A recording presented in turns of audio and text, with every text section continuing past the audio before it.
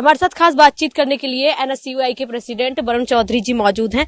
आज जो है कुलदीप सेंगर की जो बेल को उनको मिली थी, आज सुप्रीम कोर्ट ने उस पर स्टे लगा दिया।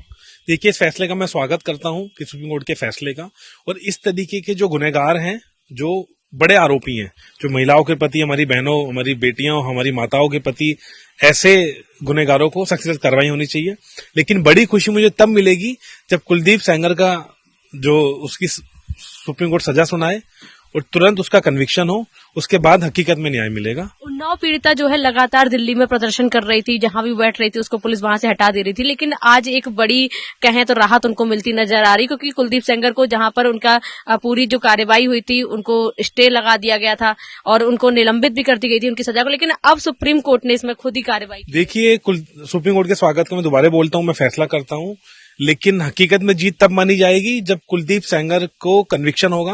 और साथ के साथ पुलिस को, सरकारों को भी देखना चाहिए कि ऐसे आरोपियों को बचाने की बजाय सलाखों के पीछे और भेजना चाहिए। पुलिस की भी शर्मनाक घटनाएं सामने आ रही थी कि वो एक बेटी, एक उसकी मां सिर्फ न्याय मांगने के लिए दिल्ली की सड़कों पर बैठी थी, कोई वो आतंकवादी नहीं थी। जिस तरीके से पुलिस का भी उनके साथ बर्ताव था, बड़ा खराब बर्ताव था।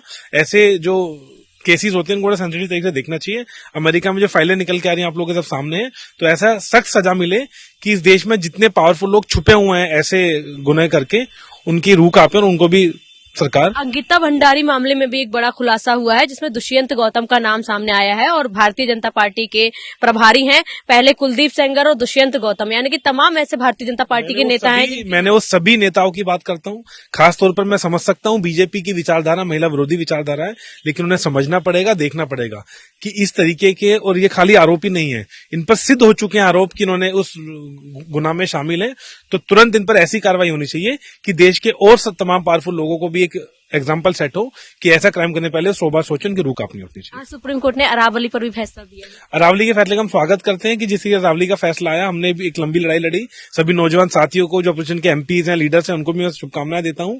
और अरावली हमारे नॉर्थ इंडिया का लंग्स है, इसको बचाने के लिए आगे भी हमें जो लड़ाई लड़नी होगी हम लड़ेंगे। अभी सुप्रीम कोर्ट के फैसले का स्वागत। सवाल मेरा ये है कि अंकिता भंडारी केस में क्या चाहेंगे कि जिस तरह से दुष्यंत गौतम का नाम सामने आया है, उन पर भी कार्रवाई हो, कड़ी सजा मिले? तुरंत कार्रवाई होनी चाहिए, सख्त से सख्त सजा मिलनी चाहिए। और सजा ऐसी हो कि जो महिलाओं के प्रति, हमारी बहनों के प्रति ऐसे आरोप करते हैं, वो 100 बार सोचें, उनकी रूह कांप उठे। ऐसी सख्त सजा मिलनी चाहिए। हमारे साथ खास बातचीत के लिए बहुत बहुत शुक्रिया वरुण चौधरी थे, जिनका साफ तौर पर कहना है कि जिनका भी नाम इसमें शामिल हुआ है उन लोगों पर कड़ी कार्रवाई होनी चाहिए। वीडियो जर्नलिस्ट आकाश के साथ मैं स्तुति पाठक, न्यूज वॉच इंडिया।